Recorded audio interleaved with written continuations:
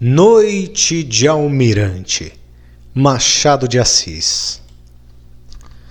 Deolindo Ventagrande era uma alcunha, um apelido de bordo, de navio. Saiu do arsenal de marinha e enfiou pela rua de Bragança. Batiam 3 horas da tarde.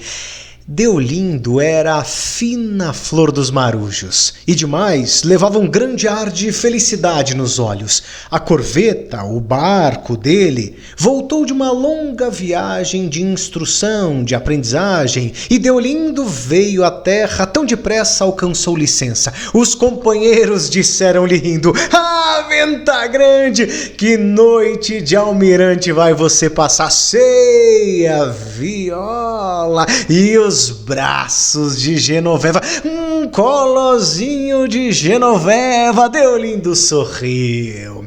Era assim mesmo, uma noite de almirante. Como eles dizem, uma dessas grandes noites de almirante que o esperava em terra. Tinha começado a paixão 3 meses antes de sair a corveta, a embarcação. Chamava-se Genoveva. Caboclinha de 20 anos, esperta, olho negro e atrevido. Encontraram-se em casa de terceiro e ficaram morrendo um pelo outro, a tal ponto que estiveram prestes a dar uma cabeçada. Ele deixaria o serviço e ela o acompanharia para a vila mais recôndita, mais escondidinha do interior. A velha Inácia, que morava com ela, que morava com Genoveva, dissuadiu-os disso, desencorajou-os disso. Deolindo não teve remédio senão seguir em viagem de instrução. Eram 8 ou 10 meses de ausência. Como fiança recíproca, como um acordo recíproco, entenderam dever fazer um juramento de fidelidade. "Juro por Deus que está no céu." "E você?" "Eu também." "Diz direito." "Juro por Deus que está no céu. A luz me falte na hora da morte." Estava celebrado o contrato. Não havia descrer da sinceridade de ambos. Ela chorava doidamente. Ele mordia o beiço para dissimular. Afinal, separaram-se. Genoveva foi ver sair a corveta e voltou para casa com tal aperto no coração que parecia que ia lhe dar uma coisa. Não lhe deu nada, felizmente. Os dias foram passando, as semanas, os meses. 10 meses, ao cabo dos quais, ao final desse tempo todo, a corveta tornou e Deolindo com ela. Lá vai ele agora pela rua de Bragança, Prainha e Saúde, até o princípio da Gamboa, onde mora Genoveva. A casa é uma rótulazinha escura, portal rachado do sol, passando o cemitério dos ingleses. Lá deve estar Genoveva, debruçada à janela, esperando por ele. Deolindo prepara uma palavra que lhe diga: já formulou esta: "Jurei e cumpri." Mas procura outra melhor. Ao mesmo tempo, Deolindo lembra as mulheres que viu por esse mundo de Cristo, italianas, marselhesas ou turcas, muitas delas bonitas, ou que lhe pareciam tais. Concorda que nem todas seriam para os beiços dele, mas algumas eram. E nem por isso fez caso de nenhuma. Só pensava em Genoveva. A mesma casinha dela, tão pequenina, e a mobília de pé quebrado, tudo velho e pouco. Isso mesmo, ele, Deolindo, lhe lembrava diante dos palácios de outras terras. Foi à custa de muita economia que comprou em Trieste, na Itália, um par de brincos, que levava agora no bolso com algumas bugigangas. E ela? Que lhe guardaria?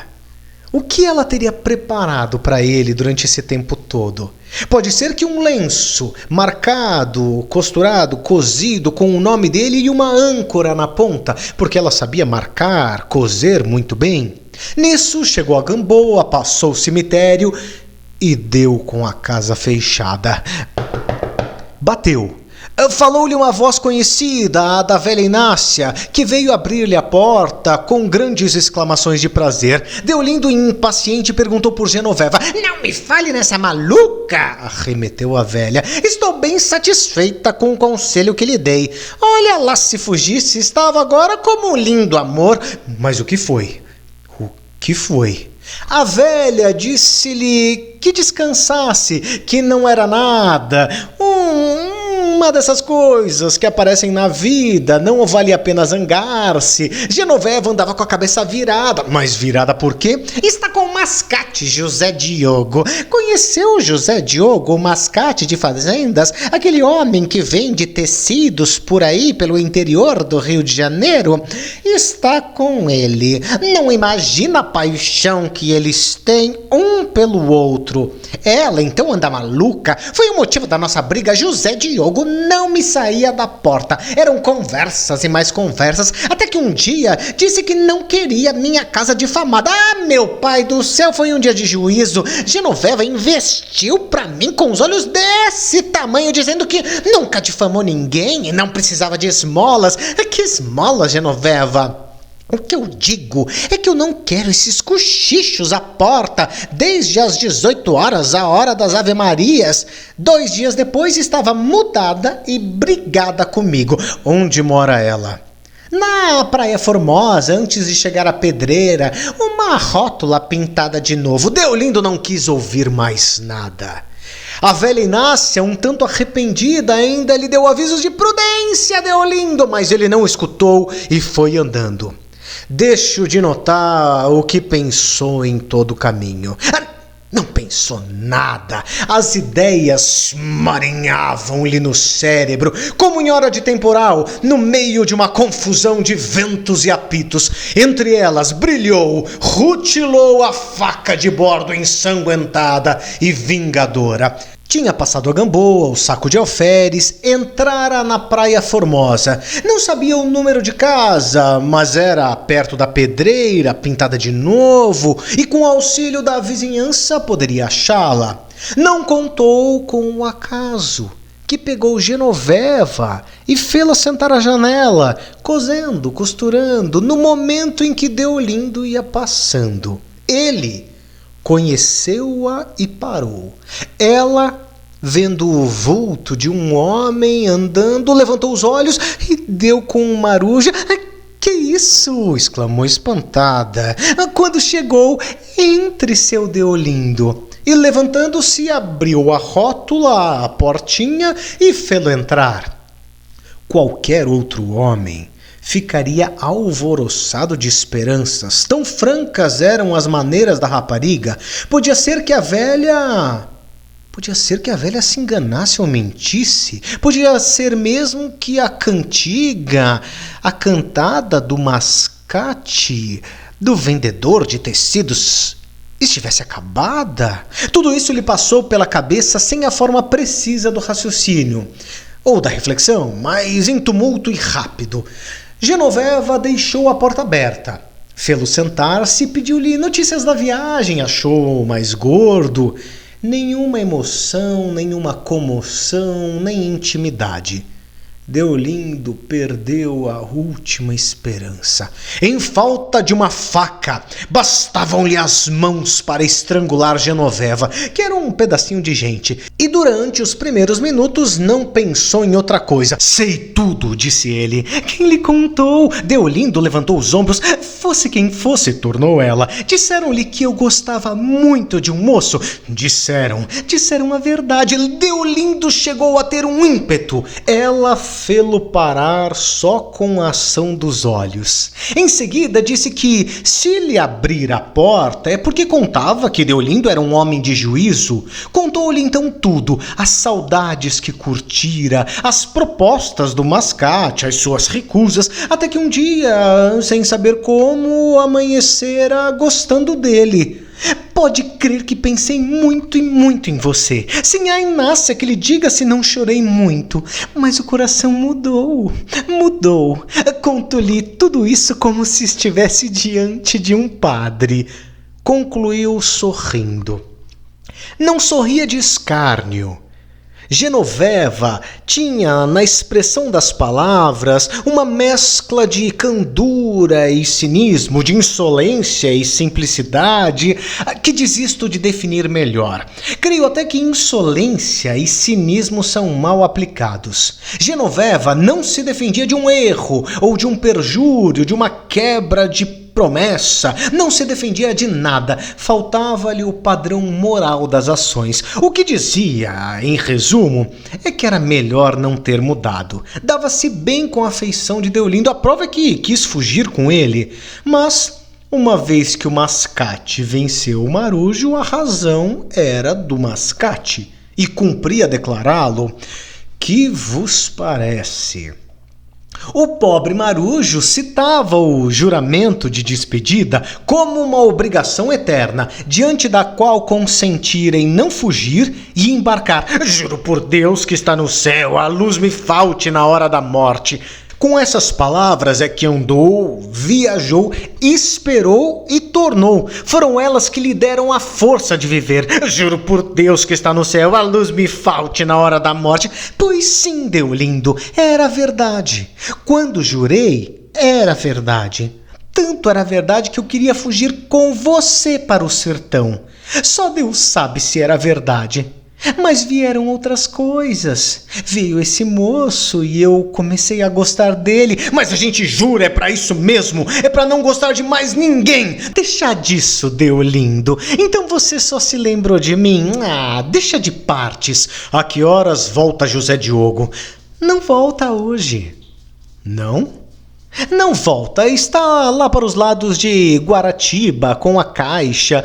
Deve voltar sexta-feira ou sábado. E por que você quer saber? Que mal lhe fez ele? Pode ser que qualquer outra mulher tivesse igual palavra. Poucas lhe dariam uma expressão tão pura, tão cândida. Não de propósito, mas sem querer, involuntariamente. Vede que estamos aqui muito próximos da natureza. Que mal lhe fez ele? Que mal lhe fez essa pedra que caiu de cima? Qualquer mestre de física lhe explicaria a queda das pedras. Deolindo declarou com um gesto de desespero que queria matá-lo. Genoveva olhou para ele com desprezo, sorriu de leve e deu um muxoxo. E como ele lhe falasse de ingratidão e perjúrio, não pôde disfarçar o pasmo. Que perjúrio? Que ingratidão! Já lhe tinha dito e repetia que quando jurou era verdade. Nossa Senhora, que ali estava em cima da cômoda, sabia se era verdade ou não. Era assim que lhe pagava o que padeceu. E ele, que tanto enchia a boca de fidelidade, tinha se lembrado dela por onde andou? A resposta dele foi meter a mão no bolso e tirar um pacote que trazia. Ela abriu, aventou as bugigangas uma por uma e por fim deu com os brincos. Não eram nem poderiam ser ricos. Eram mesmo de mau gosto, mas faziam uma vista, uma impressão de todos os diabos. Genoveva pegou deles, contente, deslumbrada, mirou-os por um lado e outro, perto e longe dos olhos, e afinal enfiou-os nas orelhas. Depois foi ao espelho de pataca suspenso na parede, entre a janela e a rótula, para ver o efeito que lhe faziam. Recuou, aproximou-se, voltou a cabeça da direita para a esquerda, da esquerda para a direita. Sim, senhor, muito bonitos, disse ela, fazendo uma grande mesura de agradecimento. Onde é que comprou? Creio que ele não respondeu nada. Não teria tempo para isso, porque ela disparou mais 2 ou 3 perguntas, uma atrás da outra. Tão confusa estava de receber um presente, um mimo a troco de um esquecimento. Confusão que durou 5 ou 4 minutos, pode ser que 2. Não tardou que tirasse os brincos e os contemplasse e pusesse numa caixinha em cima da mesa redonda que estava no meio da sala. Ele, pela sua parte, começou a crer que, assim como a perdeu estando ausente, assim o outro, ausente, podia também perdê-la. E provavelmente ela não lhe jurara nada. Brincando, brincando, é noite, disse Genoveva. Com efeito, é verdade, a noite ia caindo rapidamente. Já não podiam ver o Hospital dos Lázaros e mal distinguiam a Ilha dos Melões. As mesmas lanchas e canoas postas em seco defronte da casa confundiam-se com a terra e o lodo da praia. Genoveva acendeu uma vela. Depois foi sentar-se na soleira da porta e pediu-lhe que contasse alguma coisa das terras por onde andara. Deolindo recusou a princípio, disse que se ia embora. Levantou-se e deu alguns passos na sala. Mas o demônio da esperança mordia e babujava o coração do pobre diabo. E ele voltou a sentar-se para contar 2 ou 3 histórias, anedotas de bordo. Genoveva escutava com atenção. Interrompidos por uma mulher da vizinhança que ali veio, Genoveva fê-la sentar-se também para ouvir as bonitas histórias que o senhor Deolindo estava contando. Não houve outra apresentação. A grande dama que prolonga a vigília um momento antes de dormir para concluir a leitura de um livro ou de um capítulo não vive mais intimamente ou de maneira emocional a vida dos personagens do que a antiga amante do Marujo vivia as cenas que lhe ia contando, tão livremente interessada e presa como se entre ambos não houvesse mais que uma narração de episódios. Que importa a grande dama, o autor do livro? Que importava a essa rapariga, o contador dos episódios?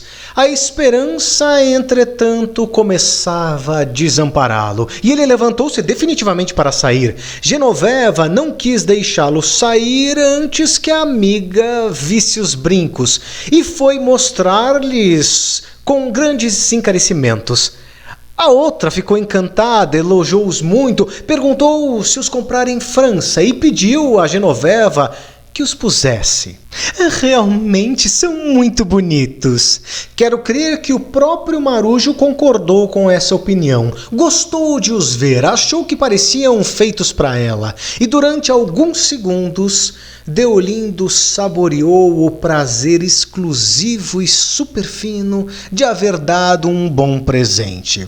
Mas foram só alguns segundos.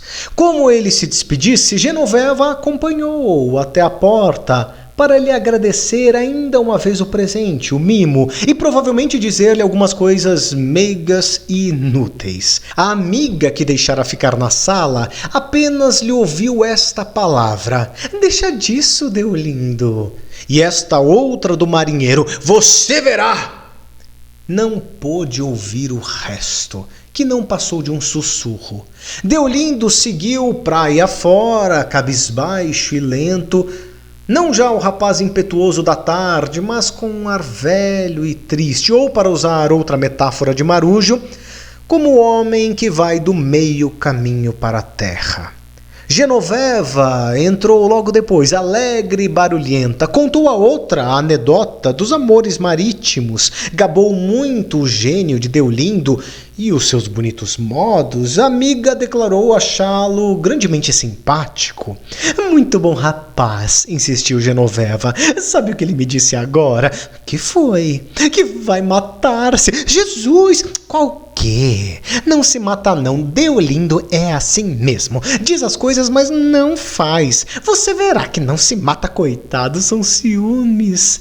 Mas os brincos são muito engraçados." "Eu aqui nunca vi destes." "Nem eu", concordou Genoveva, examinando-os à luz. Depois guardou-os e convidou a outra a cozer. "Vamos cozer um bocadinho. Quero acabar esse meu corpinho azul." A verdade é que o marinheiro não se matou.